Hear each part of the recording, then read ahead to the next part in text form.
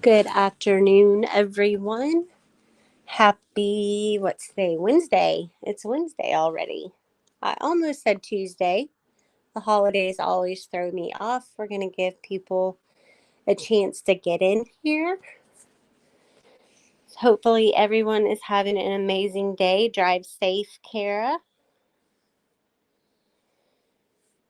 Jay Diaz, good to see you. Haven't seen you in a while.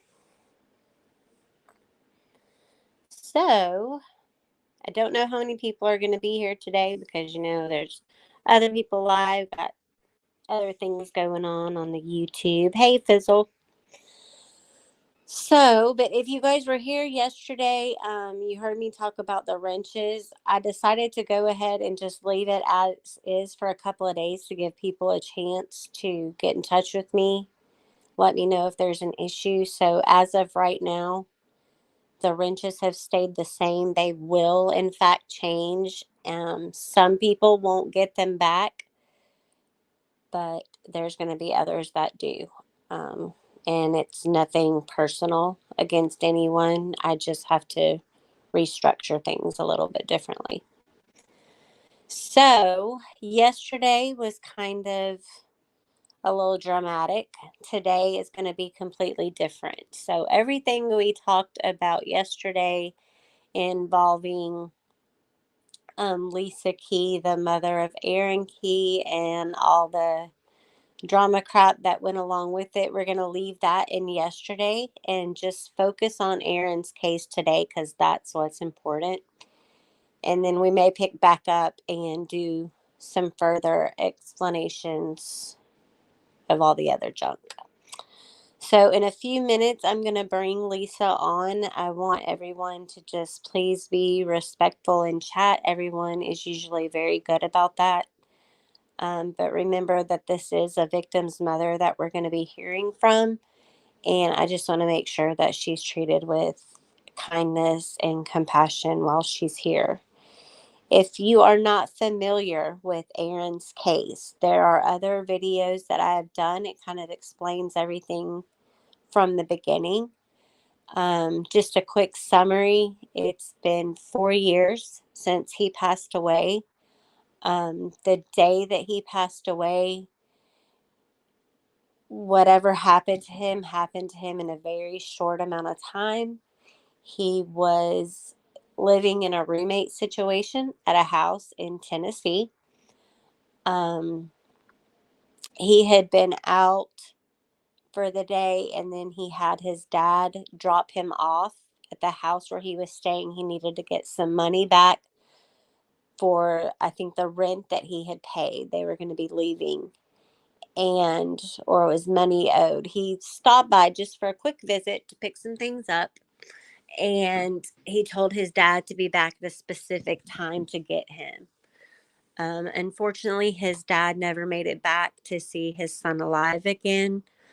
The next phone call that his parents received was letting them know that he was no longer with them. They were led to believe that he had taken his own life, but when you look at the crime scene photos versus statements that people made after the fact, you can see that things just don't line up with him unaliving himself.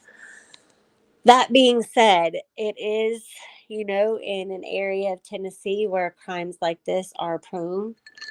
There's actually there's a girl who is missing that went missing from the same street that this incident took place on, and they haven't heard from her. She just kind of disappeared into the woods, barefooted, wearing pajama shorts and a t-shirt, I believe, and it was kind of cold outside.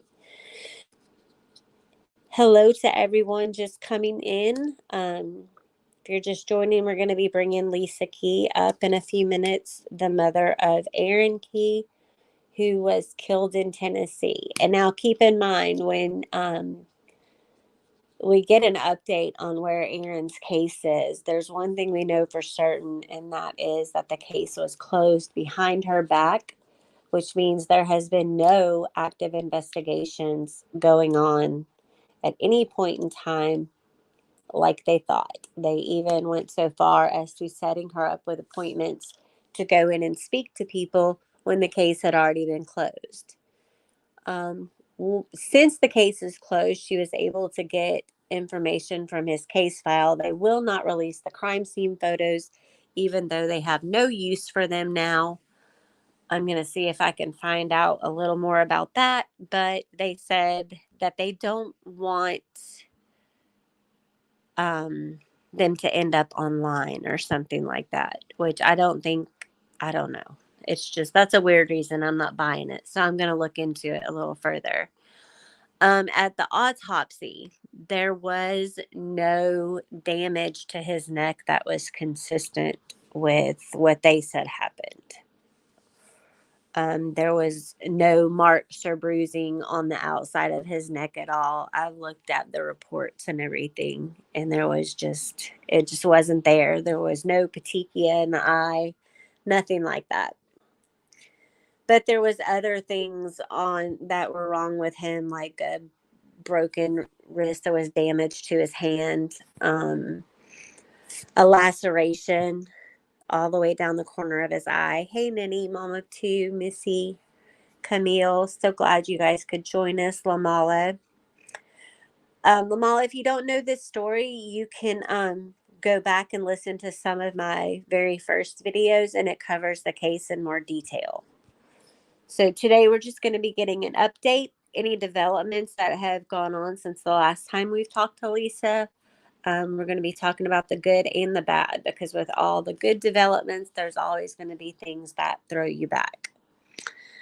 So let me send a link to her.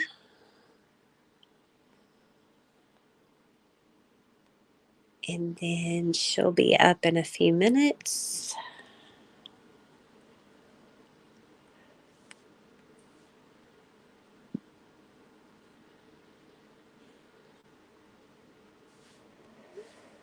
Okay.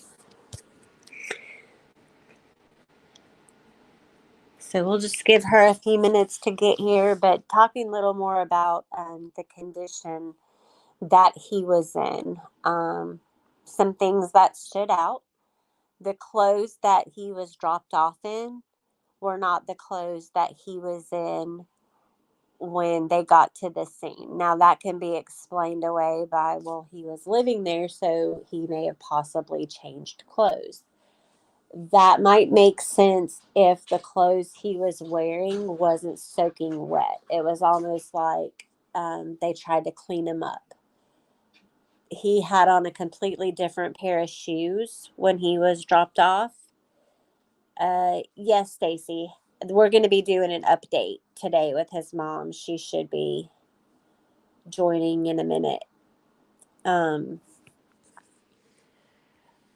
His shoes were, he had on like some tall snake biter boots when paramedics and everyone got back to the scene. They were not laced up. So you think of someone, he was pretty tall. He wasn't a little guy.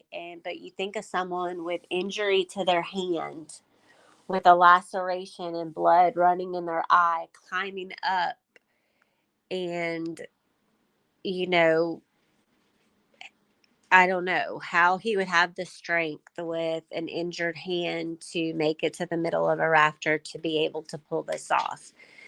Also, the rope that they left hanging at the scene, um, you can tell that it had been cut for a while. It was very frayed. And they just left things like that. They said that he had been drinking and that his BAC was really high, but it wasn't consistent with other things with the amount of alcohol that they knew like someone witnessed him drink. The bottle of liquor was left at the scene, which that's ridiculous because it could have had, other prints on it, DNA, things like that. So it was just really shoddy investigative work from the get-go. And I have someone backstage, so that's probably Lisa. Hey, Dodie. So everyone, just please be kind to her. If you have questions, don't hesitate to ask. I'll try to make sure I'm watching the chat and go back through and pick up any questions you might have.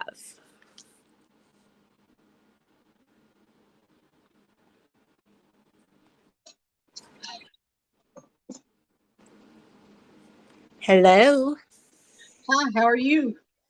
Good. How are you? I'm hanging in there. Well, you look good. Thank you. I don't. That's why I'm not on camera. So we do have one person that is in the chat who isn't I can familiar. barely hear you. You can barely hear me. Is that better? No, actually, no. Hang on.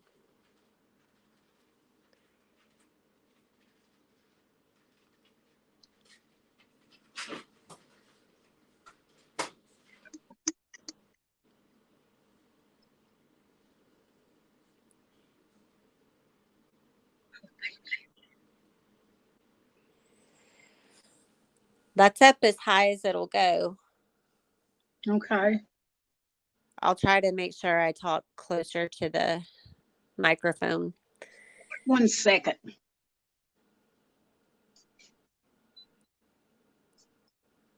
Let me see.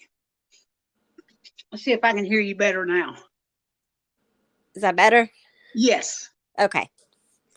So there's some people that are familiar with the case that are in the chat. We do have one that's not familiar, but I've directed her to go back and watch the previous videos that we've done and let everyone know that we were just going to kind of do an update.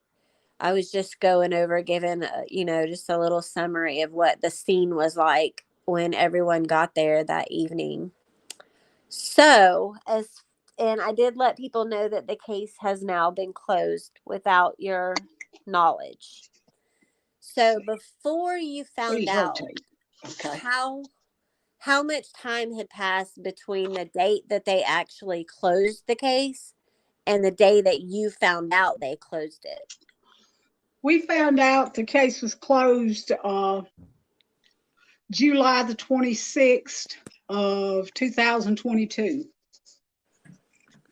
They actually closed it, or say they closed it, after Dennis Ferrier had FOIA'd for some information. That would have been the date showed 10/13 of 20. And when you say Dennis Ferrier, he's done a video too, right? He's done coverage of the case. Yes, he did. And that's on YouTube? It was on Channel 17 News Nashville and YouTube as well. Okay. I think I still have the links for it. So for everyone watching, I'll go back and put the links to that in the description so you guys can refer back to that. Because this is one of those cases that makes you sit back and, wonder exactly what the hell happened. And when you look at the people that were involved, I know that they all had other cases pending in the justice system. Who of those people, are any of them in custody right now, even for other crimes? Well, the whole one is actually in prison in Tennessee. He was so scared of the bunch, he performed an act and he wanted to go to prison to be safe. 4 that we know of, in one way or the other, that were involved in the case are now deceased, one including the main detective. He was only 42 years old. He died with COVID complications. So we still got 7 that's out there. One's currently in jail, $750,000 bond for theft and conspiracy. Conspiracy to what exactly, I don't know. I don't know that he was really a part of it, but it's the main guy's son. So, they're going to take care of their family, and I understand that. So it's safe to say that the type of people, you guys, that we were talking about that were there that night when this supposedly happen. These aren't your upstanding citizens. They are all heavy drug users. I'm sure they all like to drink. It was a revolving door of just misfits and mishaps at this location. Is the property still standing? Does anyone live there now? Actually, the main guy, they put the property up for sale after his father passed away, Mm-hmm. and it stayed on the market quite a while. I believe it was 21 acres, 3 bedroom, 1 bath house, full basement. I think it sold for $120,000, but they still haven't took it out of the Cox's name. That usually reflects money laundering. They're doing a lot of that through real estate in that area. And but Russell was in jail, so when it was supposedly sold, a school teacher at Hillham bought it, but she won't let nobody in it. But before Russell went to jail, he actually let some people in and take pictures of it, which was a mistake on his part because I have the pictures. Right. I guess somebody out of state was looking at it, and They wanted to take they got all pictures kinds of back. photos of Yeah. it. So what room was that picture that you showed me? The one on the floor that's shaped like a body. Yeah. That is where, from all accounts, that is exactly where Aaron died. That's been the same story since day one. So Go knowing ahead. that location now, it makes sense that after looking at that picture and seeing how much was actually glowing from the luminol, it makes sense now that his clothes were soaking wet Oh when they yes, came and yes, got him. yes. Uh, there's just a lot of things that have been changed. I went and looked at the crime scene photos the second time in February of this year. Let's say they got my attention. Is one of those pictures something that I could post just to show people the amount that shows up, Actually, or do we you can not show need? the one of the floor. Okay. The others I'd rather hold on to, for there's a reason behind it. Right. I just want I've people to been. get an idea and see, exactly how much was overlooked, because nobody ever actually went in the house that night, did they? No, ma'am. That if had they went in the house, they would have smelt the bleach. I smelt it when I was out there on Tuesday, and that's 4 days afterwards. So it was bad enough I could not bear to be in the house because it affected my eyes, my nose, my breathing. And this wasn't the type of house that would smell like bleach or Oh chemicals Lord, just no. because they were clean people. Yeah, no, they weren't. They weren't. The only room in the house that was clean was the one that actually Aaron had rented, and it was too clean. You've ever seen something that's just too clean? But Yeah. in the photos that this person had sent me, you could see where the walls had been wiped down with bleach. I mean, it pulled the varnish off the paneling. And in the photo that you have, you can see how much bleach they poured out. That it just pulled it. I mean, everything out of the wood. Yeah. And it's actually shaped like a body.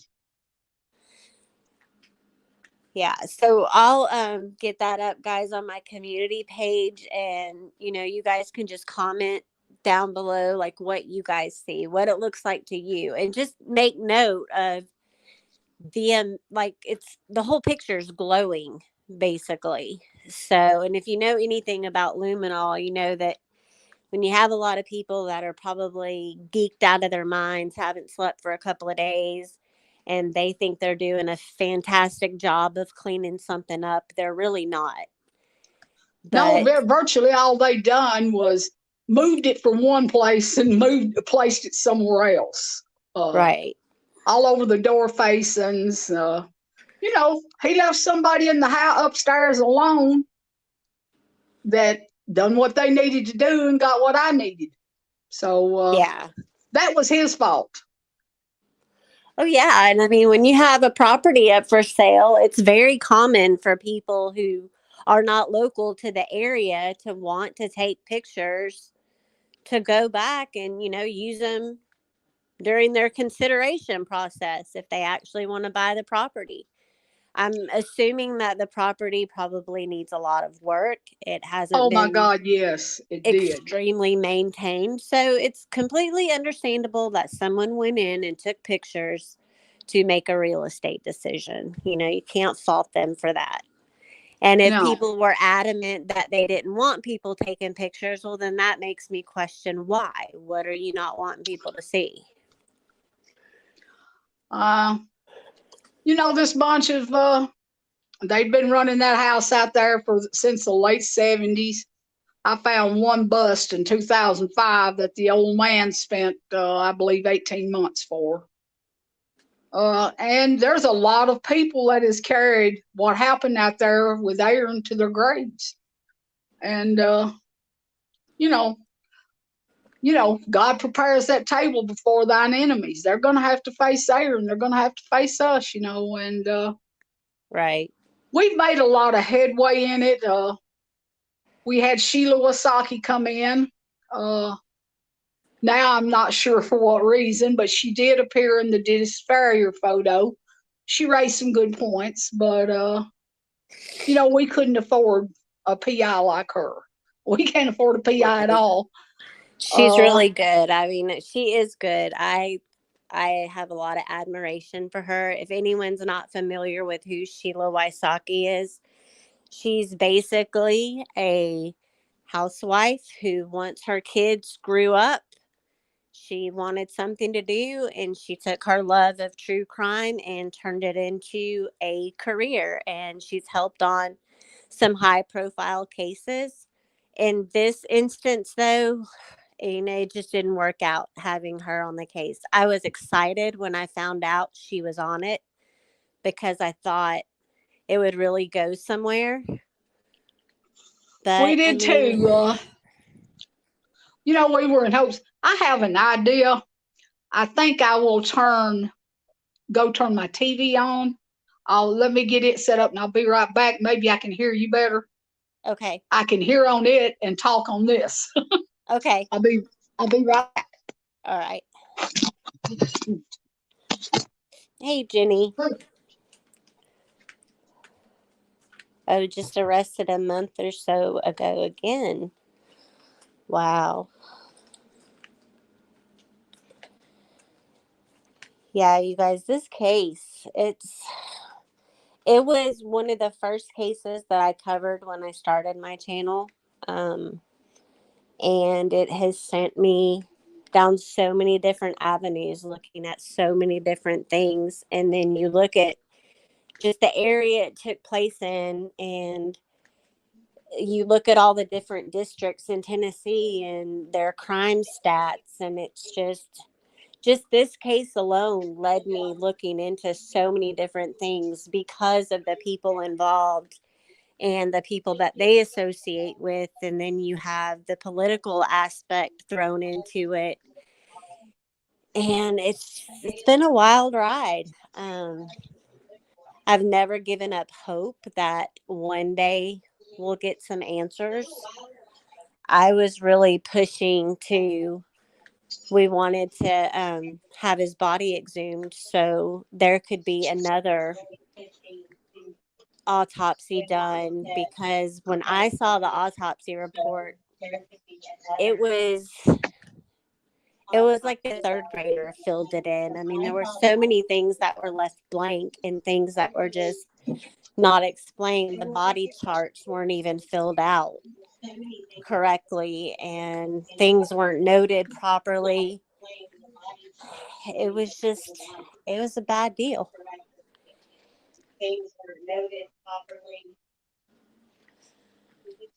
Okay. If you're going to talk on your phone, then make sure your phone volume is turned all the way down. It still might echo though if it's picking up your TV.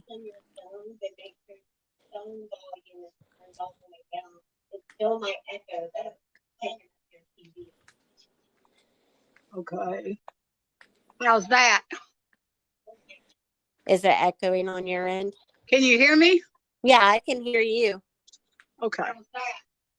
We've got a little bit of delay. Yeah.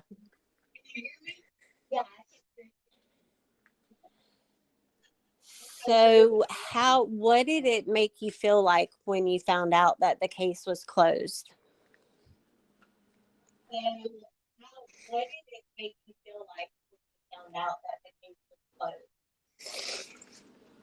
Well, I had done realized, that they didn't intend to do anything.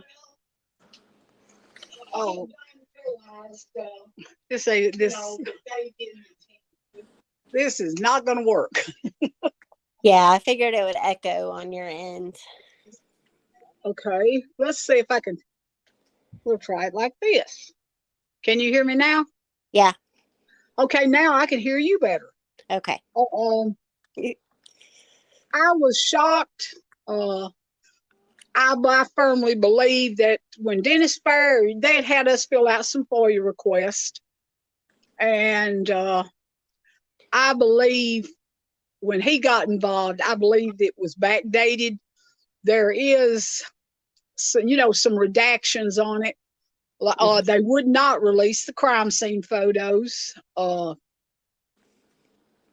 original ones, the ones we saw originally, me, my daughter, and a friend of mine. But I knew they were dirty and underhanded. I didn't know that they were willing to violate federal law themselves. So it shows, they're confident that they can get away with whatever they want to do. And in Tennessee, they're basically wanting to write a new law, right? That overrides the Freedom of Information Act, where families of victims can only get certain information, or the public can only get certain information on certain cases, right? Yes, the way that it was presented by, I believe his name is Jack Johnson out of Williamson County, Tennessee, that if in Aaron's case, if they rule it suicide, if it's ruled anything other than homicide, then the public would not be allowed to any records whatsoever. And with an open case, you're limited to what you're allowed to obtain anyway. Right. And that includes the families would not have access to autopsy reports. To me, that's violating family rights. Right. But there are so many cases coming up across Tennessee that they're trying to cover their butts.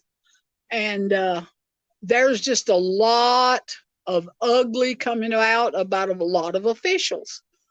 Had they done the right thing by Aaron, I would have never known about a lot of this. And, originally I thought, he fell through the cracks. I thought they were going to do the right thing. And, they didn't fall through the cracks. They did fail in that aspect. Like, they closed his case. Getting it reopened, it would be an uphill battle. But Yes. we can't look at it as a complete failure because of what happened to him, that prompted you to start Facebook groups, reach out to other mothers who have gone through the same thing. It's brought attention to a lot of cases that probably would have never been heard about by anyone had this not happened. So with every negative, I always try to find a positive, and maybe, the purpose wasn't just, personal gratification from having resolution with his case, but bringing attention to much bigger things and making people aware that there is corruption going on around them. There are investigators who are investigating these cases that maybe aren't fulfilling their job duties, and things are getting swept under the rug. So Yes, ma'am. it's, You know, I and none have of that doesn't make it any easier, for what you're feeling personally. There's nothing that can take away that pain. no, but I would have never dreamed there would be so many. And the cases go beyond the missing and the murdered and the questionable death rulings. I mean, Dunaway never went out to crime scenes. If it was a suicide, why was he there at a suicide? Why let a victim lay on the ground 8 to 10 hours uncovered? There's a reason behind all of it.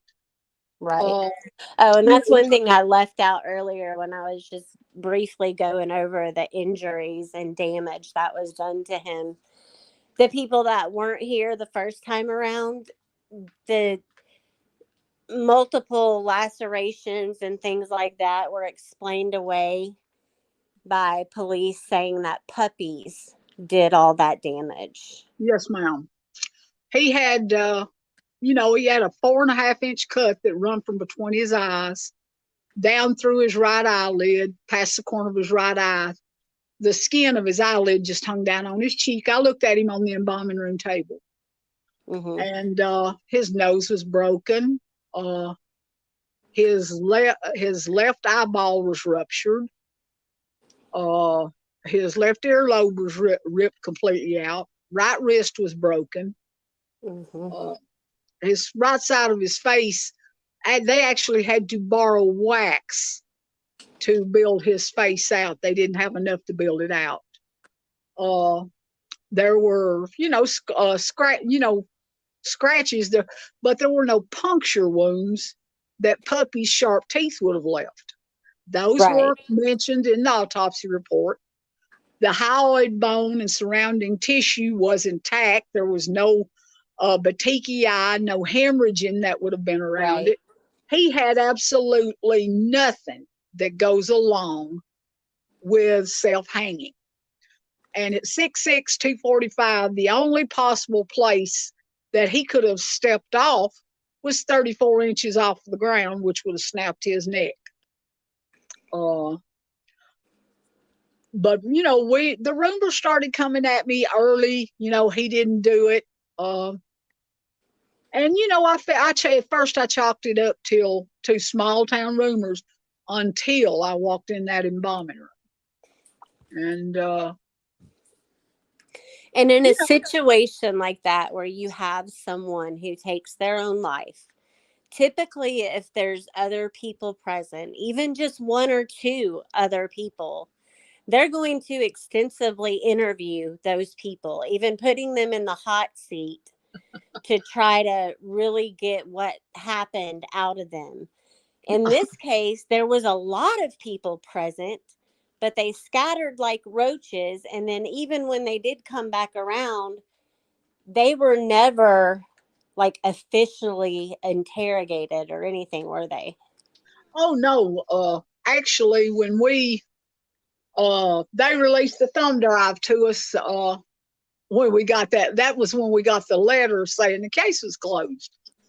And I immediately called and asked where the crime scene photos. I told her. She said, "Well, she said we don't release crime scene photos." I said, "Well, is it state law or federal law?" She said, "Neither. It's just office policy." I said, "Okay." I said, "So you guys are willing to violate a federal law?" They haven't got any problem with it, but they have released some crime scene photos, because I've got a whole set from one of the cases in there in the same district. So they don't want Aaron's out there because it proves everything I've said was right. You know, Now I know that when you went in and looked at everything, when you thought the case was still open, they would only let you look at stuff right there. You weren't allowed to take pictures, you weren't allowed to record anything. So no matter. now that you know and everybody knows that the case is closed, did they even allow you to take pictures of the crime No, scene photos? no, we weren't allowed to. They said they were afraid they'd end up on the internet. They are still to this day holding my son's wallet. That was what they held out, saying, we can't give you anything unless you agree to close the case. And that come out of the district attorney's mouth himself. When I went into that office, when he asked me to meet with his detective, because I'd had some statements, I agreed to meet with him. I didn't go alone. I've never went and met with any of them alone because I'm glad. I don't know why I didn't, but they like twisting things. They search they searched my LinkedIn account while they was on their state computers. I don't even think that's legal. I don't know, but It's weird that, well, it's why no would he just randomly search you? It's just a little exactly. off.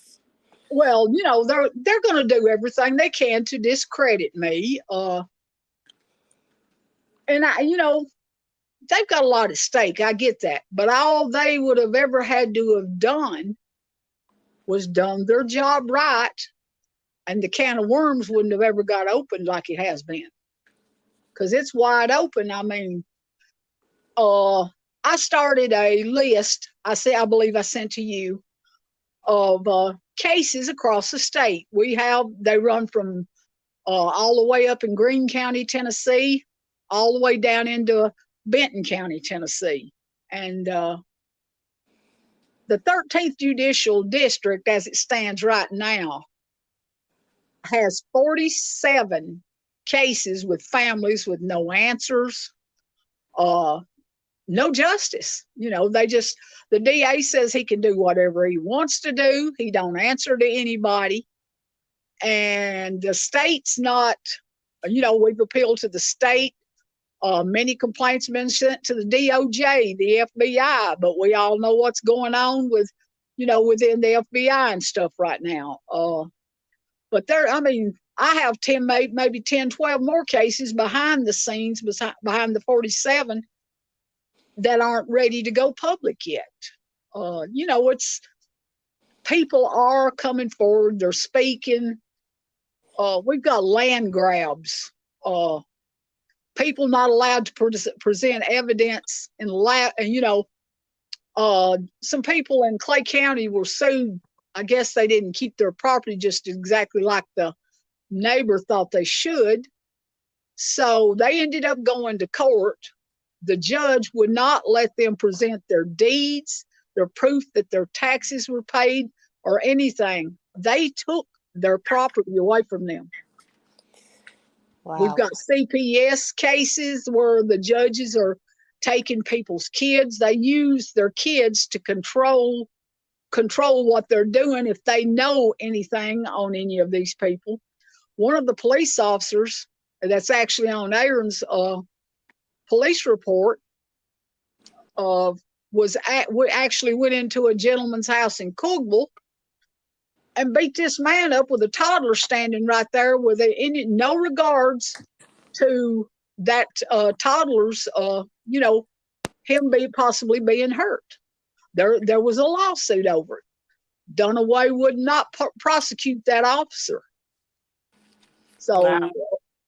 it's all over the district. It's bad. We have a question in the chat, and I know we've talked about it before. What is your theory on the motive behind anyone wanting to hurt Aaron? Because I know that there was some shady stuff going on in that house.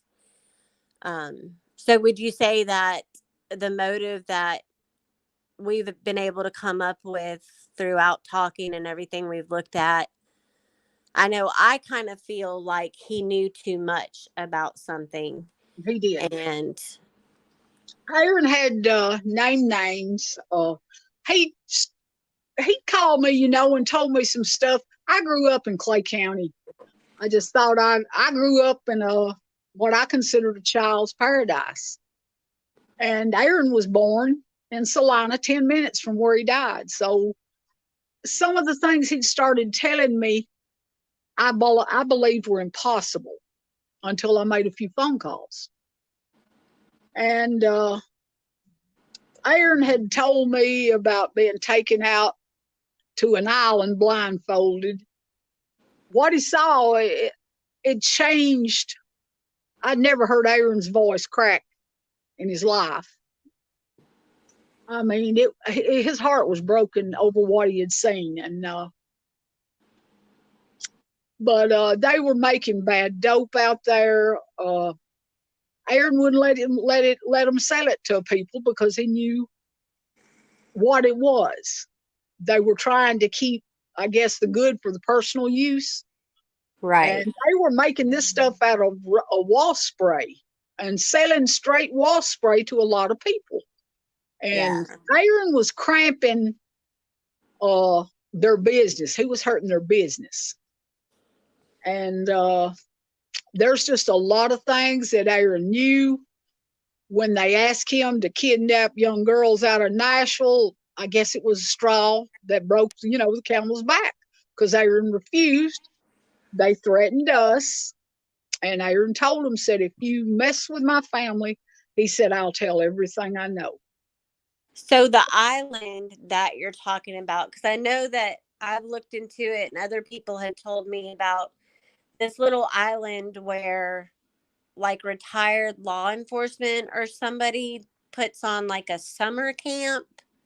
Is that the island or is there a different one? Well, actually, there's a cluster of islands that may be very much a part of it. That one, but there's something strange about it. I mean, it's fully self. It's got its own power. It's on water supply. But the only way you can get to it is by boat, helicopter, or a small seaplane.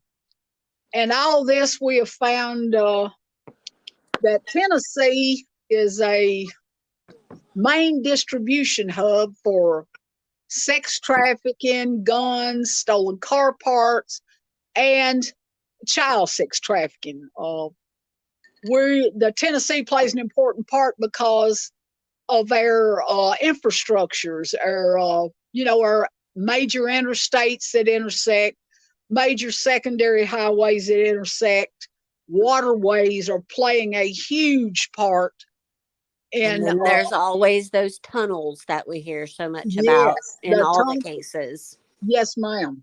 And if up in that area, there's a lot of old rock quarries that go way deep underground. And, we have the old, what was called the Underground Railroad. There's maps of tunnels that's being used. The tunnels that's underground, people would be astounded by how many is really there. But a big part of it is the waterways, barges. Barges can't be boarded by anybody but Coast Guard. And you have rivers that run all the way to the north. They're all across the country. Did he know kind of like how far away the island was, or was it like on the east coast, the west coast? Was No, it? actually, it was from what he told me, it was within 45 minutes of where he was staying. So it had to be somewhere around Dale Hollow Lake or possibly Cordell Hull Reservoir. It had to be one of the two places. But and there was an instance where he and someone else were kind of instructed or asked to go hang around like these clinics, these like not pain clinics, but treatment clinics to find younger girls? Wasn't there something like that going on? Uh, I believe Aaron went to had to go to a doctor once a month. He had he'd injured his foot real bad in a car wreck in 2005. So it constantly got infected. So that is where they wanted him to get the kids at. But Aaron he wasn't a choir boy by any means. He bumped heads with the law, but they knew Aaron would never pick up something or try to hurt one of them. If he wanted, if they had to get him, and they'd have to. Sometimes they'd have to wrestle with him. If it was like a game in a lot of ways with him. Because I mean, he was 6'6", 245, and at that size, you've always got a target on your back. But what he never learned is people, when they really get down and get to fighting, they don't fight people his size. He's too big. He was massive and Right. powerful, strong, but there are things that Aaron could not do, lines he couldn't cross, and family and children and animals, they meant everything to him. Yeah, and I just want to clarify, when you say he wasn't a choir boy, like, he wasn't out there to pick up young girls. He didn't want No. to do stuff like that. And that's where I believe the tension started happening, was little by little they were wanting him to do things or participate in things that he just didn't want any part of. Yeah, I think he may have gotten into it. I mean, initially because of his ability to handle himself. But when they got too far, because 8 days before he passed, it was on Thursday, and we had our normal little talk, and he told me, he said, "Mama, I believe I've got into something I can't get out of." And I said, "Aaron, just pack your stuff and leave." He said, "Mama, I can't." I said, "Why?" He said, "The law won't let me." So, okay. So I said, "What's going on?" And, he'd had a cousin, per the detective had told me this, the detective that is now deceased, that she'd got a manufacturing charge, and Aaron was going to try to help her get out of it. And I asked him, I said, "Are you working for them?" And he said, "Well, Mama," he said, "they just want information on the house about who they're selling to and how much." I said, "Okay." I said, "She wouldn't do it for you." And he said, "Mama, I said I would try to help her, and I've got to."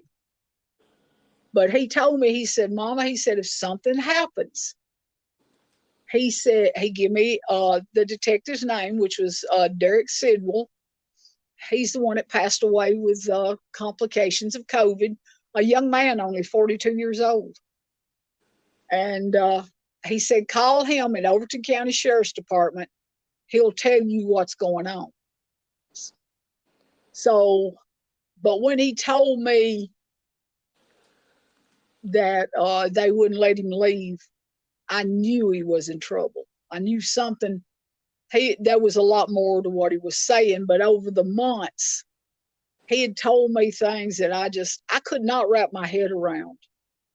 Right. And So, okay, we've got a couple of questions. So the first one, his talk screen at the time the medical examiner got in, what were his talk screen results? he had now somebody pointed this out to me, and I don't know. My knowledge is limited about stuff like that, but it said there was amphetamines in his system. It didn't state what kind of amphetamines. The alcohol levels were high, to my understanding. Both levels were high enough that Aaron would have been incapacitated.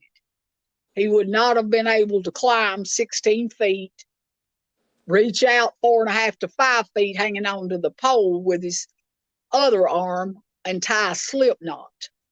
They Right. said he wouldn't have. They said he wouldn't have been able to have gotten up there. Then you have to take into account, he had a broken right wrist. Aaron's right-handed and could not use his left hand for anything. I never could get him to dribble a basketball left-handed. But there was So this. Go ahead. there's two groups of they. There's the they that were there the night all of this went down, and then there's the they when he called you and said they won't let him leave. Did he specify who they were? And you don't have to give me names, but did he Oh, he just specify? he just said the law, but I have a couple of names. The actually he had called me and asked me. He said, "Mom, I was asked to kidnap some young girls when I go to the doctor in Nashville. What should I do?" I said, "Call the law." I said, babies are in danger." He said, "Mama, one of them is the law," and he gave me his name. One of the other one was the homeowner's son. Right. Um, So the homeowner's son, is he still free or is he in jail on other charges? he's been actually he was I know released. he's in and out all the time. Yes, ma'am. Drug dealers in that area. We haven't. They've got a revolving door. People got to understand that. They're generating cases. They're generating money. It's a win-win by keeping the drug dealers on the street for everybody. You've got the private probation offices that there's kickbacks coming out of them. It's a circle. It's the documentation. I sat down and I was shown stuff. I sat for 4 hours, and I said, "Hey, I gotta, I've had enough," because with what I already knew, what they were showing me, I was literally, my mouth was hanging open. I'm like, Tennessee, one of the prettiest states in the country, and this is happening. But then it made sense to me because you still have a lot of people that live by old codes. If it don't affect you, keep your mouth shut. Right. And that's how, by keeping mouths shut, that's how we ended up where there's no accountability up there. Police officers, people, I have one friend that was charged with guns. There wasn't even a gun in the car, and he didn't think nothing about it, didn't even hire an attorney. He gets to court, and they told him if he didn't take a plea bargain, they'd make sure more charges come up. And they're bad, but there won't. All of these people are politically ambitious. One wants to be a governor. God help us if they get in office. Tennessee, for lack of a better word, Tennessee's a shithole. Uh, it looks like it's a dumping ground. So the other guy that he said was law enforcement, are they still with the department? Oh, actually, he left the county. He's works for the city now. But it's easy to look. If you look at the finances of all these people, they live above their means. And when I say above their Right. means, I mean way above their means. So And did anyone ever come out and officially tell you that he was working as an informant, or is it just, you know, concluded that because of the phone call he made and what he said to you during that call, because that goes right along with the theory that he knew too much. I know that he had a girlfriend at the time, and she wasn't the most faithful or the most loyal she from she's everything I've been told. she's So in. She's anybody's dog at hunt with her. Is Uh, it possible that Aaron would have shared with her that he was trying to get information to possibly help his cousin's case out? uh, Aaron, Aaron was one that he kept stuff real close because he didn't want to involve or hurt other people, possibly endanger them. But Karen, uh, her baby daddy uh, is one of them that's deceased. That's part of it. I've got a few things I really can't put out there because it would endanger some people. I wished I could. Yeah. But I'm hoping, there's no need in endangering other people if they're not going to do anything about it. So I'm just thinking there's that because I know that, she had questionable behaviors. She was friendly with other people that lived in the house. So I'm just friendly. thinking that, well, I'm being polite. Oh, I'm not. But it would make sense, if he felt like he could trust her enough to tell her that, and then she ran her mouth Well, to, actually, now what I was told, the homeowner's grandson, he's a snitch for every county around there. And what I was told was that he's actually he's the one sitting in jail on that $750,000 bond. I was told that they told him that Aaron was working for him, and he went and told his dad and his grandfather. Now his dad, I have a guy that told me he was standing there. Aaron told he told Aaron and this person that he was going to kill both of them because they were working for the cops. Now I went in when I finally met the detective. I never asked him a lot of questions on the phone. They never actually contacted me. I was the one had to do the calling. If people give me information, I'd call and I would give it to them. And he told the district attorney he didn't understand why I was doing that. Okay, save you a few steps, be helpful, but he didn't see it that way. But when I got to see him face to face, he showed me the rope, showed me Aaron's wallet, and there were pictures of it. He didn't physically show them to me. He showed pictures of it. And there was a bag with a pipe in it, which I don't know what, I never did. He never did tell me why that was there.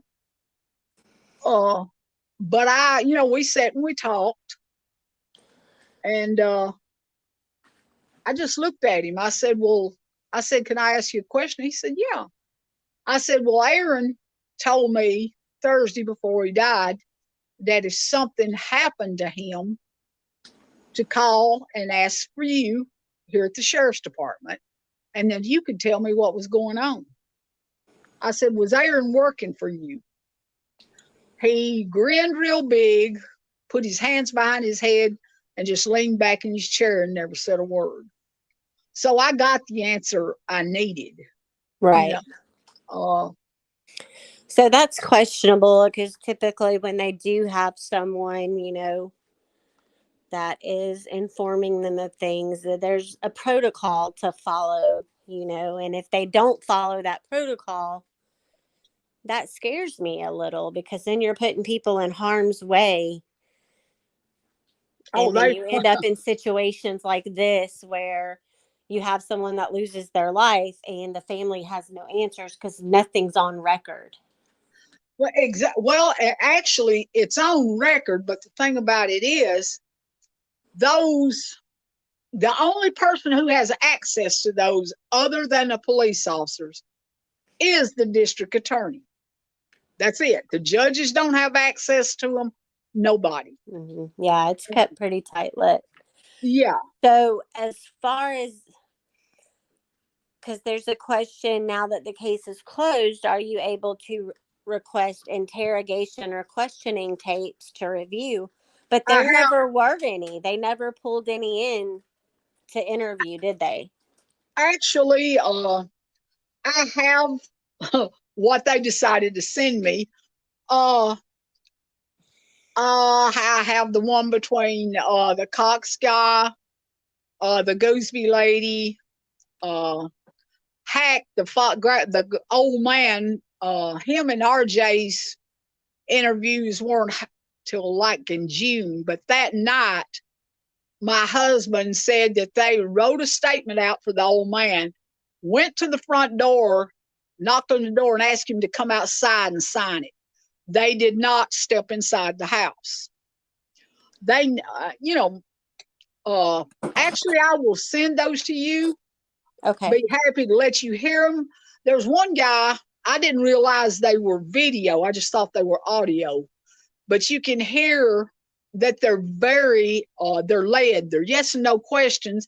And actually, the Gooseby gal appears to be reading off a piece of paper in one of them. So, and Karen,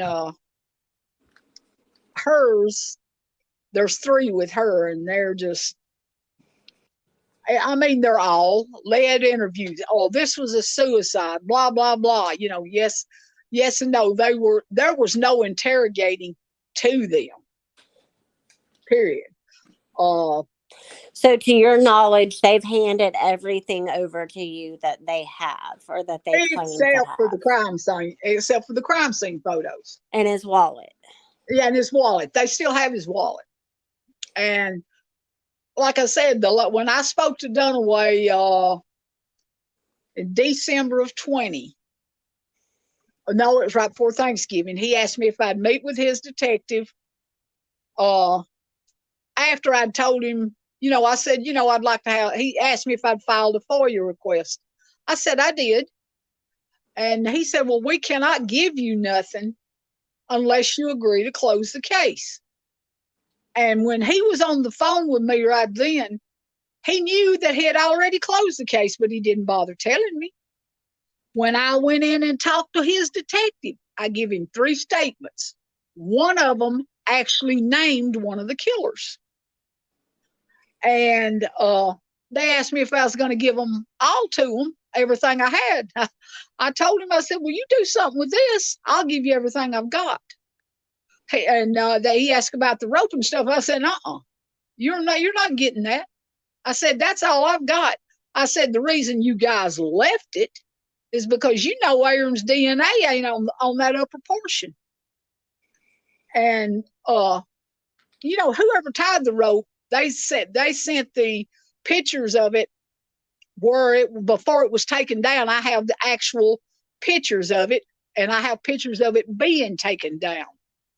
And there was a left-handed person tied the knot around the beam. In Karen's interview, she said he stood on the ground, threw that rope into a 2-inch hole first time, and tied the knot. And then, nothing she said made any sense. I mean, you cannot tie a slip knot one-handed. There's no way. I've As said intoxicated as they said he was, too. Exactly. And we had been told that he had been drugged with a horse tranquilizer. Well, this particular horse tranquilizer, unless you specifically test for it, it don't show up.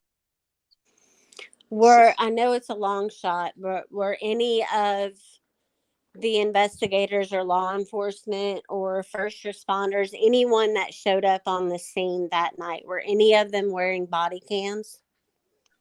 I never even thought about that. I would say they were.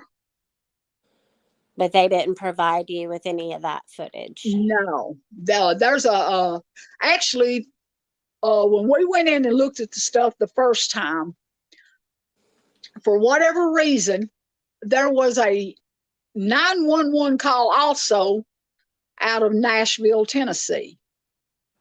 And it was these calls were made real close together, which I've never understood. That was not included in the stuff they sent us either. So, the crime scene photos, they wouldn't send them. And like I said, I've got a whole set of crime scene photos from another one of their cases that they ruled suicide. Ain't no suicide. Yeah. Suicide, we've got one county, their go-to is accidental overdose. Right. And now they've started using undetermined, where they can just lay the cases up on the shelf and they just lay there. They don't investigate them. We actually have one lady that was in our group. She's got a lot of knowledge. They trumped up a charge and arrested her. And, she takes seizure medication. I guess it's called, it's a legend drug. It prevents seizures. Well, when they were looking for a friend of hers, this friend's brother and her take the same medication, seizure prevention medicine, and she gave him one till he could get into the drugstore. That's what they arrested her for. Oh, wow. Yeah, she's looking at 5 years. She's all she's ever had is a speeding ticket. So I figure they had run me when I went into the DA's office. The guy that talked to me didn't have my name covered up on the thing, Yeah. So I knew pretty much well how they operated. I told him, I said, I know you don't know what's there on me. Do you have a copy of the original 911 call that went in? Do you have the recording? I have the recording and the transcript. I've got all that. Good. But they told us, the detective Derek Sidwell did, that only Aaron and Karen were there. So I had no concrete proof that other people were there until I managed to get my hands on a transcript of the 911 call. And it talks about people leaving. It talked in the call, you can actually hear the girl saying there's 5 of them out there fighting. So, wow. I'm like, wait a minute. I thought there was I thought only Aaron and Karen were there. So everything that we've been told has been a lie, out of the DA's mouth, out of the detective's mouth. I had one cop looked at who all was at the scene. He said every corrupt cop that was in that county was there on Aaron's crime scene. So one thing we haven't talked about today, and some people might not know, is Aaron was a daddy. How are his children doing today? They're growing up. I believe Lane is going to be probably as big as his daddy. Wow. They're both musically inclined. He's big considering his mother's 4'11". The little girl, they're both musically inclined. They both look just like their daddy. Lane chooses not to deal with it. He'll deal with it, in his own time. He's a smart young man. Right. And December, bless her heart, she's got some mouth to her, and she gets that from her mom and probably me. And they're good kids. December, she's daddy's girl. Yeah. She had her first father-daughter dance, and it was hard for me. You know, she was only 8 when he died. And that district attorney gets to take his to the father-daughter dances. Yeah, and that letter she wrote, that got me so I cried for the longest time after reading what she wrote about the daddy-daughter dance. Yeah. They're good kids. The mother, she's absolutely incredible mom. She's done really well with them. Uh, Well, that's good that they have her, that she continues, to let him live on through them, and she doesn't, she lets them know who he was, and he's not just forgotten in their no, eyes or in their heart. she won't ever let him be. I believe they would have found their way back to each other. Uh, Aaron, that morning he had had enough. As long if he'd have stayed there, he would have probably been okay. But Aaron wouldn't have ever told anything he knew as long as they didn't mess with his family. But you know, Aaron's one. He was old school. He believed family was everything, and he'd die for any one of us. And he may actually had them, but Aaron knew he was just the type of guy people trusted, and they knew he'd keep his mouth shut. But when he got up and he was leaving, I actually got you see the messages I got in Messenger, wanting to know, stating whose toes he stepped on and who Right. ordered their hit. They threatened to put Aaron's children in a hole with him, threatened to steal his body.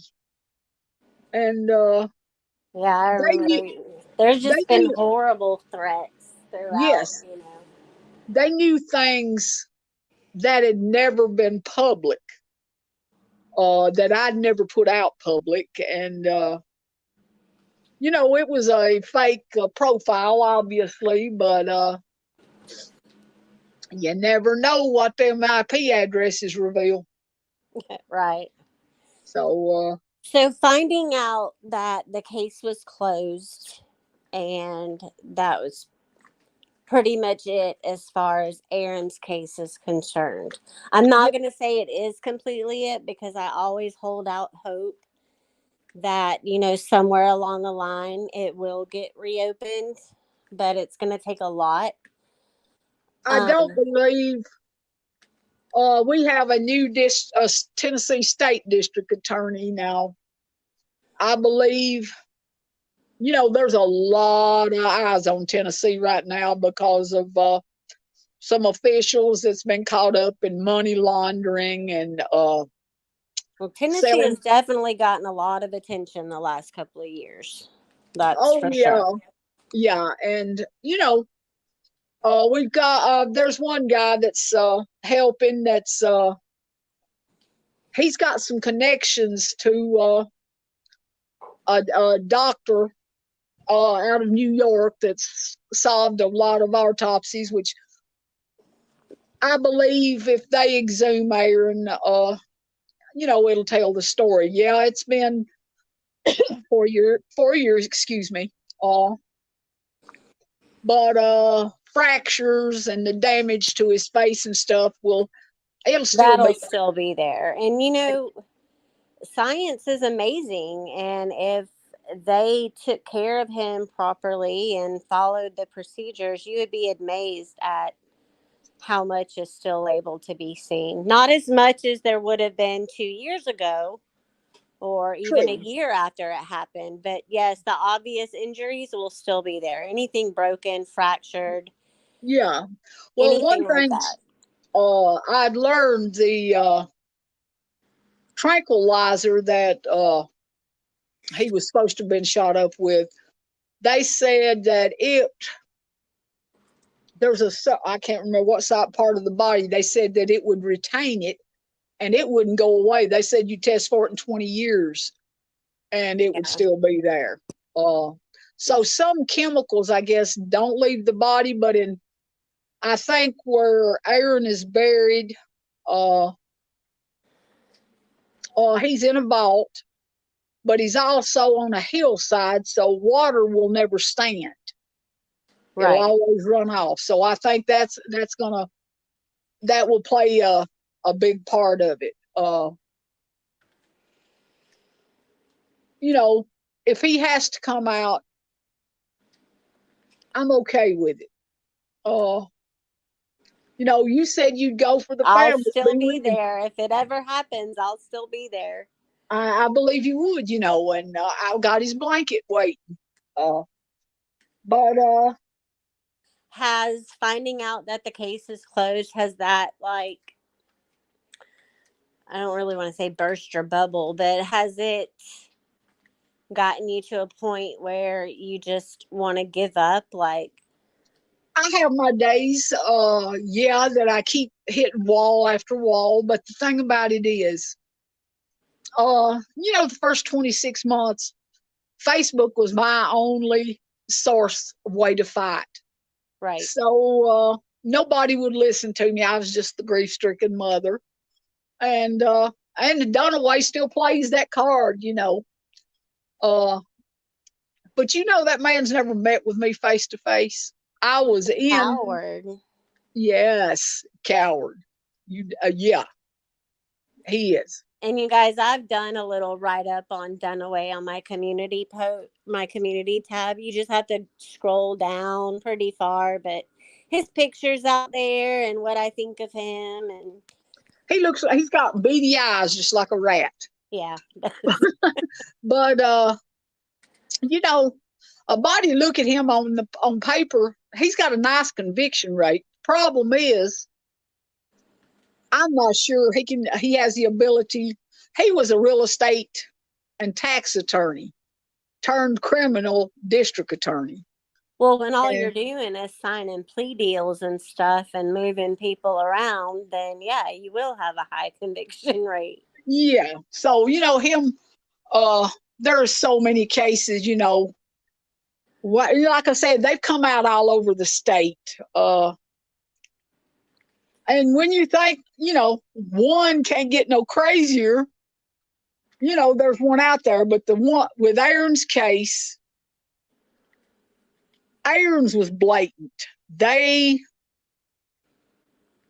only thing I've ever been able to come up with, his dad stood down there that night for 3.5 hours. First, why would a district attorney be at a suicide? Right. And on the calls and the reports, the detective Sidwell had called TBI, and I talked to numerous TBI agents, including the director, David Roush, and they said they never spoke to me but one time. I've got a phone full of phone numbers and text messages between me and these guys. I mean, this runs a lot deeper and a lot bigger than anybody, realizes. And we've got a few families that dropped out of it because they refused to see it, which, is their right. But I believe if any one of these cases that's questionable gets turned over, it opens the door for everybody else.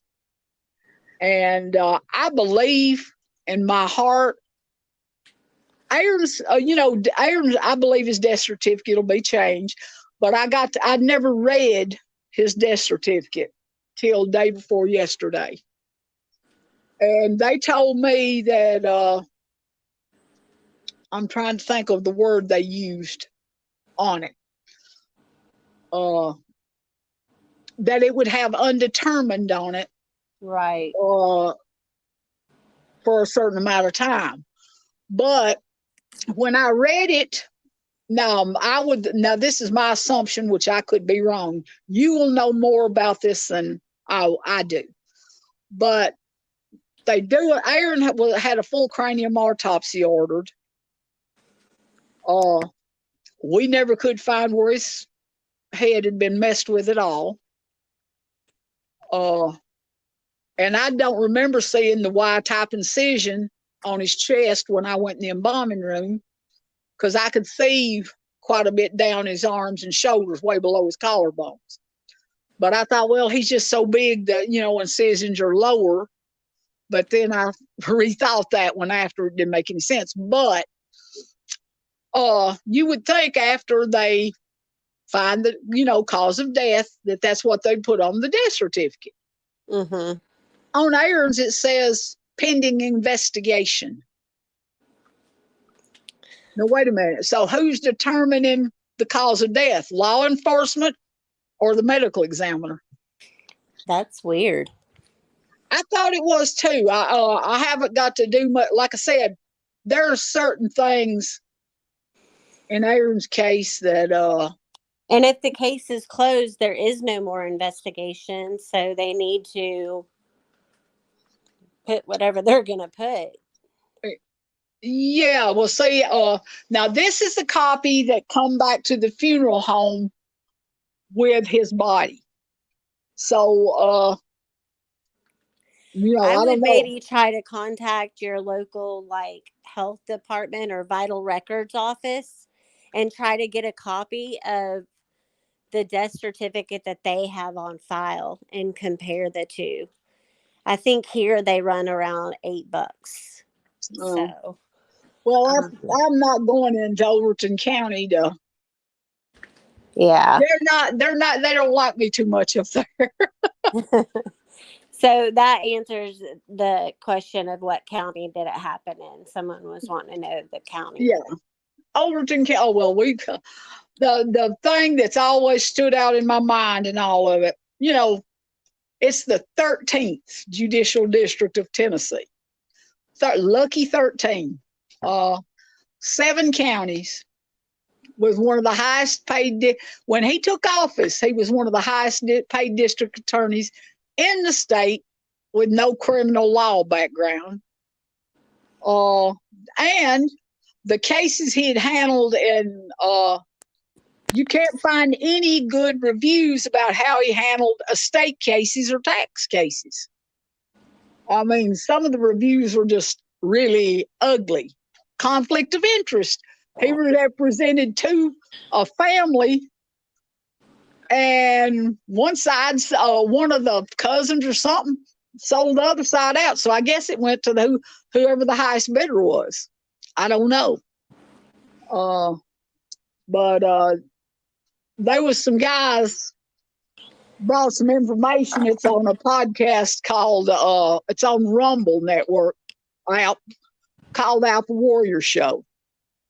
There's about five or six podcasts in there that will absolutely blow your mind with full documentation.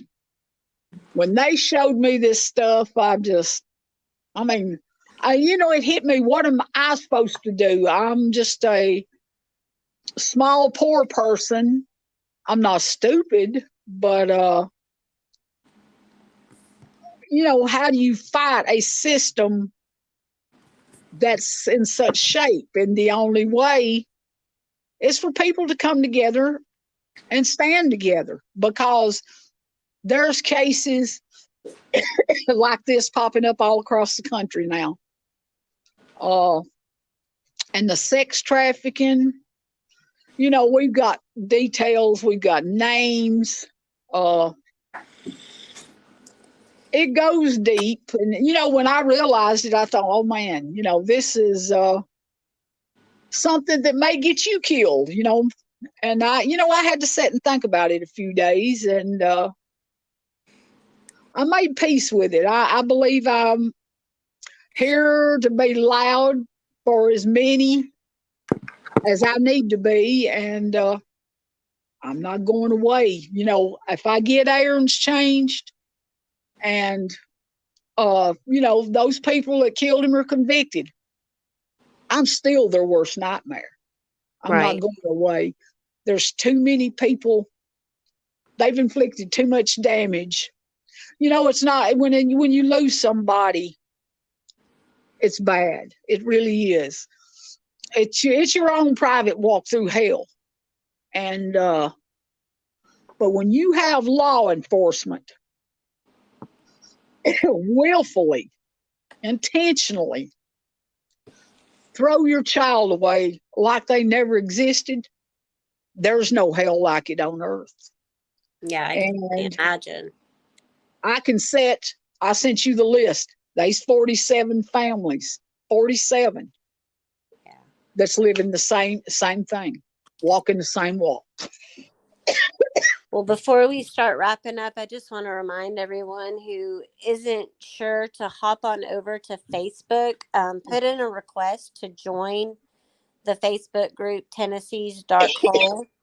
A lot of people have come together and just shared their stories, and you can hear about other cases that have happened in these areas that have no answers, no conclusion.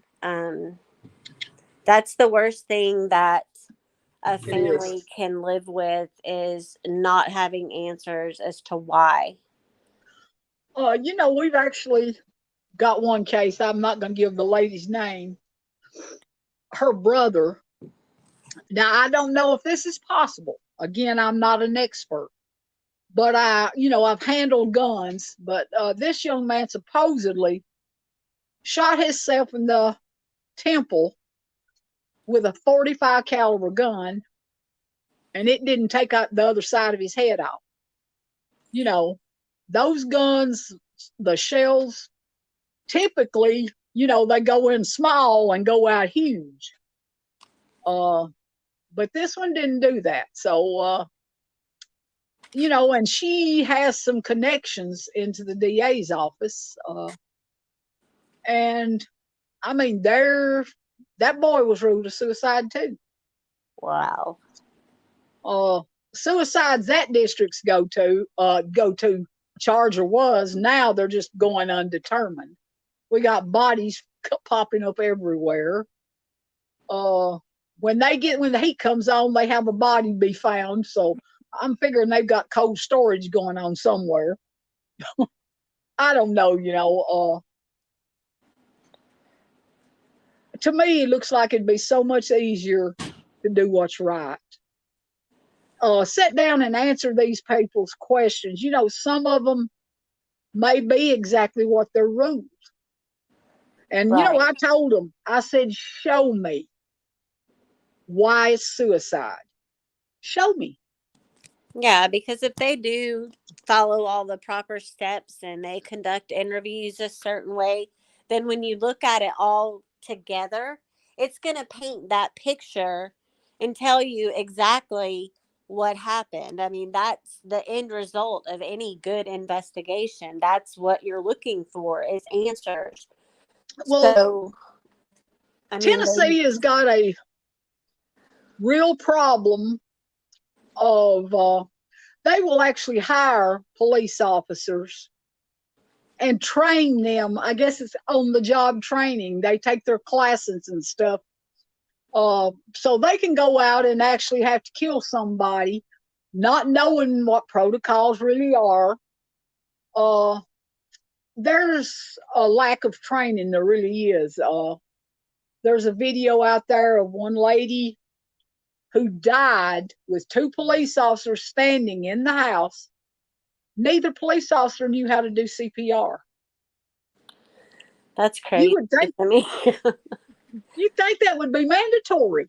Well, yeah, here it is. I mean, it's required that you know, Exert update your certifications and all of that. So, Yeah.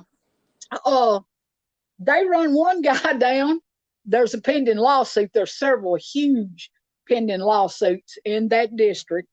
They're trying to keep everything real quiet about them, but they got a 35-mile-an-hour car chase, and the sheriff ordered a shoot to kill order because he didn't want his cars bent up, and they ended up killing the wrong man. And there were no charges against this man. Ex-city police chief at there's $27,000 went missing out of the evidence locker. They didn't fire the police chief. He resigned a few weeks later because there's so much people raised Cain. But he's now working for Putnam County at the sheriff's department. So all they do is shuffle these people around, move when they Right. do bad one place and get to raising Cain, they just move them to another county in the district. Yeah. Sounds like a And big game of chess. yes, yeah, and people are waking up. They're starting to see a lot of what's going on, and awareness is key because most people had no idea. Right. Uh, And and I encourage, if you're a creator that's listening to this now or happens to listen to it later, definitely go request to join that group. Get in any Facebook group that handles families who haven't gotten answers or where justice wasn't served, cold cases. That's yes, my passion, are the ones that nobody pays attention to. well, So, we had podcasters. Excuse me, I'm sorry to interrupt. Uh, that were actually sent emails and called and threatened. Told them not to come to Tennessee. So we've had a couple of them done that way, and what we need somebody that will tell these stories. Look at the statistics because they're there, and I mean, if you go into financing, uh, their finances, you can't even find the stats on the records. You have to dig to get them. You can't get them through the TBI. It's limited to what you can get through the state of Tennessee.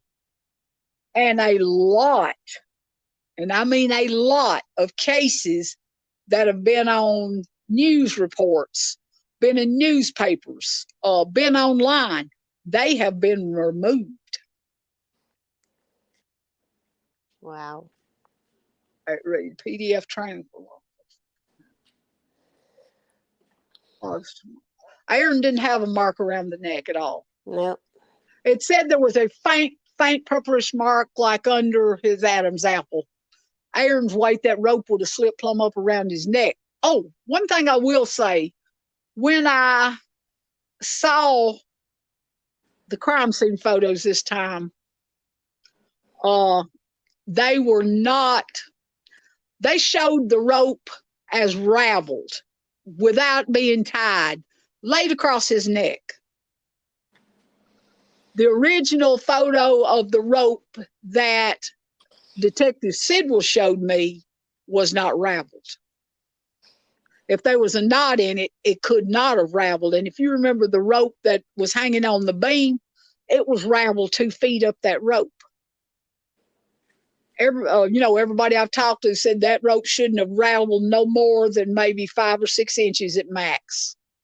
Yeah, we talked about that. And before you joined today, I was telling them about the rope and how frayed it was. And you could tell it wasn't freshly cut. Yeah, and if people, I know you're trained, you have a good eye. But if average citizens can see the problems in all this, and law enforcement still won't do anything about it, you have to worry how bad this problem is and what's causing it. Right. Because, And it's my apparent thing, that no matter how big you think your issue is or your battle is, there's always going to be that bigger next one ones. that's even bigger, and Yes, then ma'am. one bigger after that. And this isn't just like petty crime we're talking about. These are people No. losing their lives. Yes, ma'am. Children And growing up without parents, parents growing up without their children. It's horrible. it is. And the one thing in all of this, God's opened a lot of doors. The Tennessee's dark hole, we don't allow law enforcement in it, period. And we've done really well keeping them out. We screen real close. People get aggravated. They're asked to see their friends list. We've kept our people safe like that, the ones that's willing to talk. And I don't feel bad for that at all because they're not afraid to speak. But the thing is, of all these victims, we can't bring none of them back. But if we get a case overturned, we've got the Joshua Bohannon, Courtney Cash, Caitlin Ledbetter, all these were extremely mishandled. And that's an understatement. But the thing is, we can't bring none of these people back. We've got the missing like Caitlin. The stories are rampant about what happened with her. I have my own theory, but it's a theory. But the thing is, there's future generations of children growing up in that area. And if we don't stand and do something and develop an accountability system for our law enforcement, for our district attorneys, our judges, I can only imagine what future generations are going to face. Right. And yeah, it's a scary thought to think about.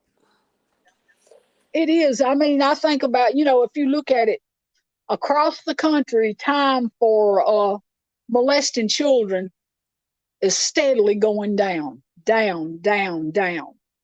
And I'm afraid if, we may be headed to a place that America's never been before.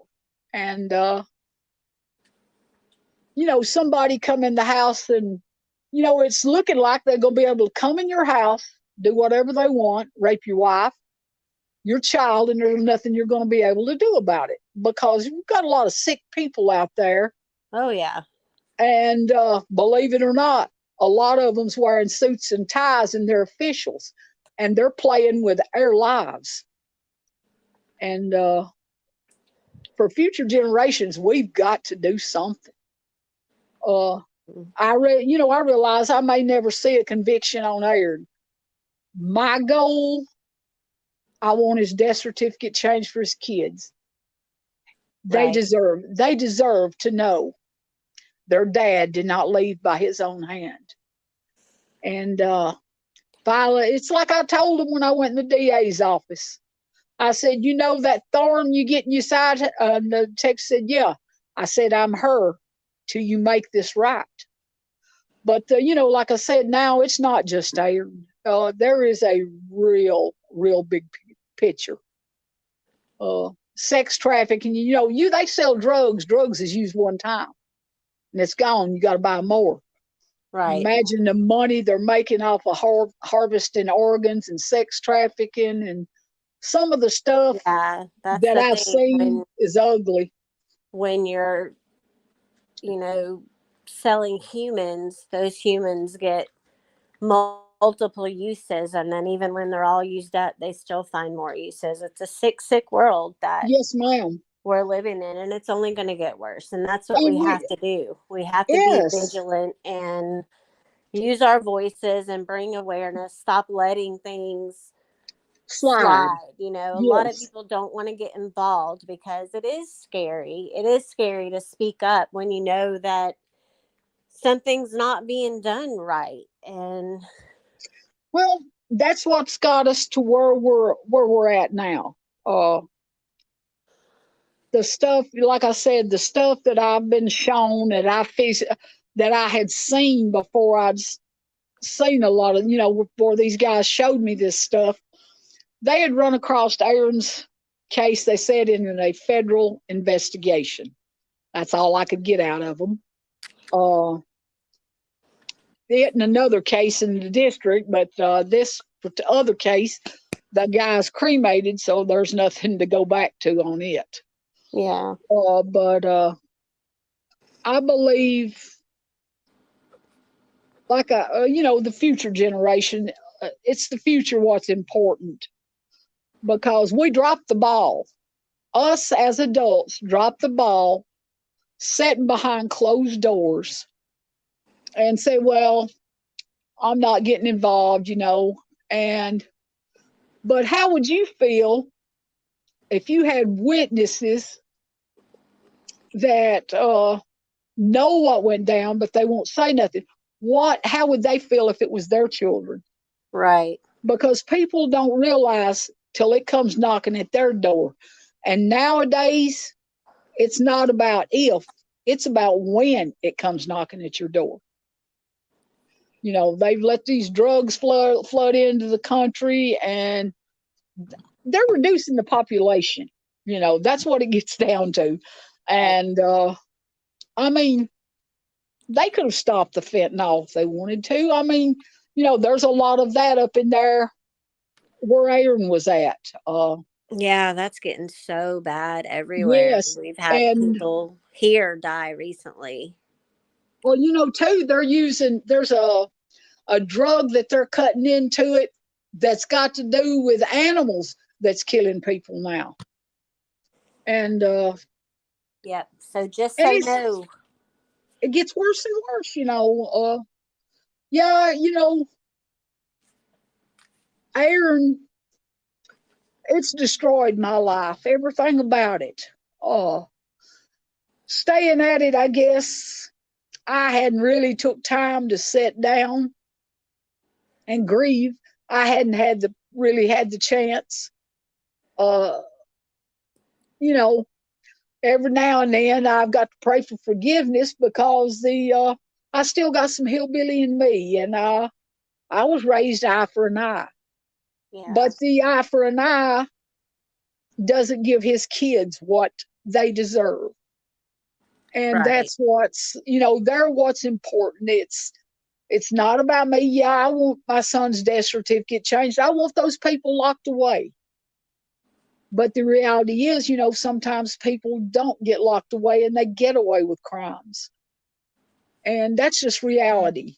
You know, you have to come in and find a place where you can, you know, a reality has to be looked at. But I'm going to fight. Uh, and I'm going to be their worst nightmare because they, you know, by looking at my profile, they figured out already I may be country. I've got a lot of education, and criminal psychology was my favorite subject. So uh, I was a lot smarter than they thought I was. They never thought I'd get nobody to listen. And when you know, Aaron, I posted his story and forum after forum, and when you looked at it, you caught it, you know, you asked about it. You know, I volunteered. You never sought me out. Uh, I asked you to look at it and tell me, you know, your honest opinion, you know, because I wanted to know if Aaron done it, then Aaron done it. Right. You know, it would have Yeah, been a you've hell of always a, been willing to accept either outcome. You were willing to yeah, accept if he did do it, and you were willing to accept if he didn't. So, and a lot of yeah, people, I think, they just assume that a parent is fighting so hard because they just don't want to believe that their child would do that, or they're in denial. And that's not always the case. I mean, I can say that you have been willing to accept that since the very beginning. yeah. You know, and truthfully, when it first happened, I didn't run right up there. I had the whole weekend to make peace with it. I knew Karen had she'd made his life hell the last week of his life. It was rough, you know. Right. You know, you come in, you work all day, and catch your gal friend going down on somebody. You know, it was ugly. Right. But I made peace with it, and up until I saw him on the embalming room table, you know, when I walked in that door, I looked, I glanced, and I told the undertaker there must be a mistake. He said, "Why?" I said, "My son was supposed to have hung himself." And he asked me his name, and I told him. He said, "No, there's no mistake. This is him." I didn't recognize my child. Nothing. And I asked him, I told him, I said, do you see any marks on his neck? He told me, he said, in 25 years, he said, I've never seen a case rule suicide like this. And he asked me, he said, was he in a fight? And, I didn't know. And I told him, I said, I don't know. He said, he looks like he put up one hell of a fight. But I was told both his eye sockets were busted. And Yeah. So based they on what you were told and what you were seeing, and then, were two the different things. report, none of it made sense. No. But there was a girl, I'd been told that the last words out of his mouth was mama. There was a girl come to me and told me that one of the guys involved in it had actually told her. And it's hard imagining what he was going through. You can't. And all I could do is pray, that he didn't suffer, because it took 5 that we know of to do it, not to mention the ones that were standing around watching. But karma's real. You got 3 that died, and you got a police officer that's got a child being raised now. That's growing up without a daddy too. He's the same age as Aaron. So, the fight's real. It's very real, and it's gonna, until all people stand up and open their mouths, it's not gonna stop. That's just the bottom line. Some people, I'm surprised they've lasted as long as they have, being as dirty as they have been as long as they have. But you got we got one sheriff in the district that actually worked for Eric Holder and Marsha Blackburn as a bodyguard. And it just keeps getting better, I'm telling you. But I'm just praying that all the voices. We have the Innocence Project with a guy that may actually be getting out of prison soon. I hope so, for his mom. He's innocent. He was innocent when they knew he was innocent. But again, the drug dealers had to be kept on the streets, and they're profitable. They're real profitable. People don't see it, but they really are. It's not, you got court costs and probation offices and all kinds of stuff, the way they make money off of the drug dealers. So it's a racket. It's never ending. And at least I'm in it for the haul. I'll never go away. Like I said, even if Aaron's death certificate's changed, even if they're put away, there's a lot of families out there that can't talk or afraid to talk. I ain't got no problem being anybody's voice that needs me. Just remember to take time to take care of you too. It's important that you process and allow yourself to feel the grief sometimes and get through it.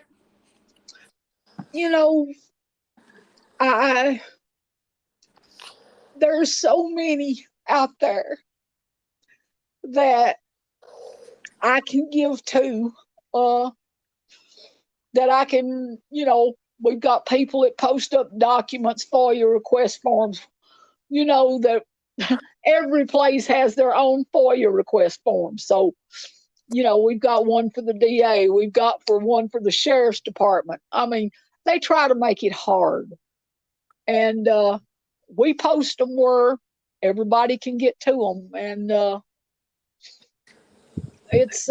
I've met a lot of really good people. I wish they'd been under different circumstances, but they still real good people out there. I mean, real good people. And unfortunately, just because somebody wears a badge, they were my heroes growing up. Yeah. They're not always what they seem. And the people you put your hand, the attorneys you hire, you're putting a lot of faith and a lot of money in a stranger's hands. If it smells like shit, it's usually shit. So Well, I appreciate everybody listening. yeah. Lisa, I appreciate the support, and the creators out there.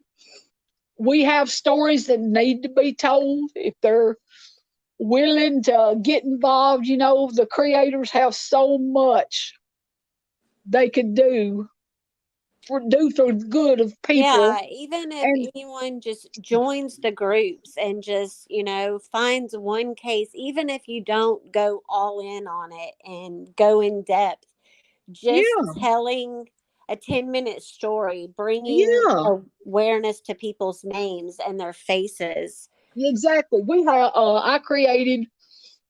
To my understanding, it's the only one in Tennessee. Now it may not be, but we created Tennessee's Dark Hole Angelversary page. It's for victims in Tennessee. We have, that are deceased, that are, murdered, or the missing are called angels with broken wings. If they come home safe, then they're removed. If they come home deceased, then they become angels. So, there's pictures of them, their district names. It's public. Uh, they've been a lot of people. We've got a 14-year-old. It's an old case, 1998. The mom is absolutely. It's horrendous. This case is horrendous. Actually, I would say worse than theirs. Wow. And it's a lot saying. You think your case is the worst, but every step I take, every fight, every word I say, that woman and that 14-year-old boy is in my head. And I'm fighting for her too. Yeah. She may never, what was done to her was crazy. But anyway, she's been through so much. She don't think she can handle anymore. And I understand that. So I respect it. But that little boy is recognized on the Angelversary page. And she's Okay. in my heart. Here's to you, Dana Wynn. Uh, there's a So lot out there. I'll go back in the description for everyone and add links to everything. I can't add a link to the Tennessee's Dark Hole group because it is private, but you can just go search it on Facebook, send a request to join, and just tell them I sent you, and you should get approved pretty quick. Yeah. And then just Or, always, even if it's not these Facebook groups, just as you're poking around looking at updates, because I know a lot of us follow the missing groups and unsolved cases and things like that. Just if you have a channel, just throw up a community post and a picture. Just yeah. help us get these names out there and keep attention on these cases. It's easy to fight one person making noise, it's a lot harder to fight a crowd. Yes. RAS Illusion, thank you. Thank you for your comment. It's time to stop bowing to fear. That's a Yes, fact. I mean, what kind of life have you got if you have to live in fear? exactly. So I'm not living that way. They can't take me from this world until God says it's okay. And when my number comes, it's my time. I realized, when I decided to move forward, I knew what I was moving with and what the possibilities were, and I'm okay. I mean, I'm doing what's right, and I'm going to keep doing what's right. And maybe everybody else will, in somewhere in all this, decide to, stand back up and be the America I grew up with. Well, we Right. asked questions, we demanded accountability, we stood together. We might fight amongst ourselves, but we stand as one. Right. And we got to get back to God. That's the biggest thing. We got to get back to God. But I appreciate Yeah. everybody so much, and anybody, you can reach out to me that if you find a particular case in there you'd like to do or like to have somebody on to talk about, I'll be happy to connect you because we need all the exposure we can possibly get. So, Justice, I love you as Love you always. too, and we'll talk soon. And I'll I get in will touch send with. you all that stuff that they sent me. Okay. Is your email address the same? Yeah. Okay. Maybe you'll want to talk about it sometime. I don't necessarily have to be on there. I don't Okay. really like Yeah. Just being send it to me. I'll take a look at it, and then we'll connect and take it from there. okay. But yeah, anybody that wants to help, God knows we need it, and we love you and keep us all in our prayers because prayers and numbers, there's strength in numbers. So Most definitely. love All you, and right. I'm out. I'll talk to you soon. Bye bye. Bye. All right. So the update is they've closed the case, but they didn't shut down Lisa and her fight against these people. Not just the people that did this to her son, but to the officials, law enforcement, politicians, everyone involved. That is causing so much grief and turmoil for these families that haven't gotten answers. Um, I think a lot of these cases happened years ago, and I think at this point, most people aren't looking necessarily for justice. They just want answers. They want to know why.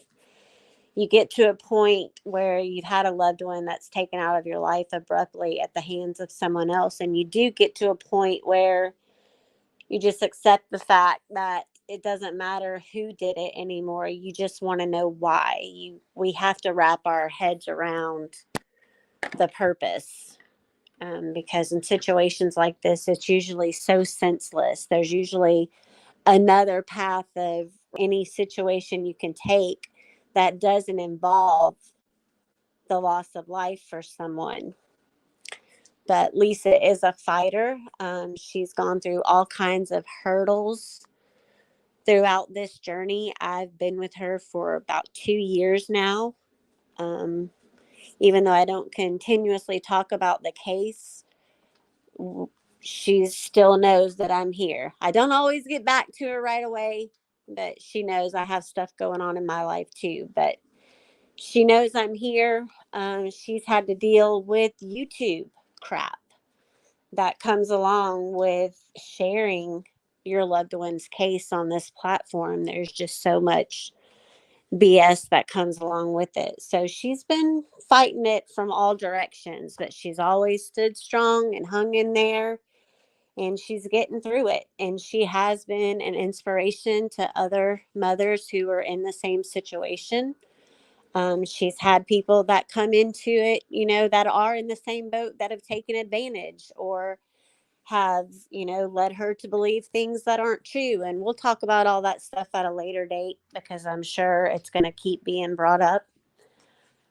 But for today, it is important to just keep it about Aaron and keep it about these other victims in the 13th district who have just been forgotten. It's not fair that anyone's loved one is just taken out of the world so cruelly and then forgotten about. But I appreciate all of you being here. Make sure you share this video out, hit the thumbs up, do whatever you got to do so that people can see it and become aware of the problems in the 13th district. And it's not just isolated to that area. And it's not just isolated to Tennessee. These are problems that go on nationwide.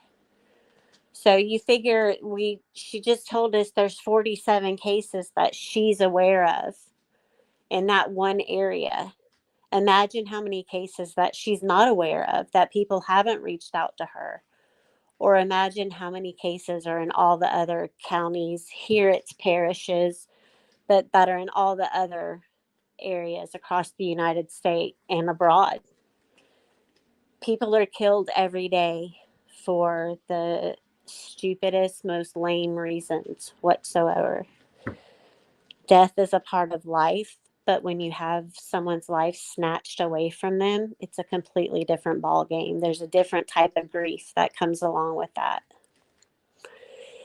So I will get the description updated, get all those links for you. I am always available to answer any questions. You can email me at chasingjustice22@protonmail.com. You can find me on Discord. You can find me on Facebook. Shoot me a message, leave a comment in the comment section, and I will be happy to answer any questions you have. Thanks to all of my mods that were here today. I'm on my phone, so I can't even see everyone who's blue. Like I said in the beginning, I'm giving people a couple of days to get in touch with me about whether they do or don't want their wrench. When I do take them all away and give them back out, there will be some people that do not have one. It's nothing personal. And if you have any questions as to why you didn't get one, just reach out to me. I'll probably still be adding some along the way. But I, for one, am getting tired of all the bullshit infiltrating these cases. It's turned into a shit show, and enough's enough. So, thanks again, everyone. As always, remember to hug your loved ones and your friends. Be kind. You never know if tomorrow is going to come. And I think after hearing today's story, that is very apparent. Be better than you were the day before. And I will be seeing all of you soon. Everyone, have a wonderful evening and enjoy your family. And I will talk to all of you soon. Bye.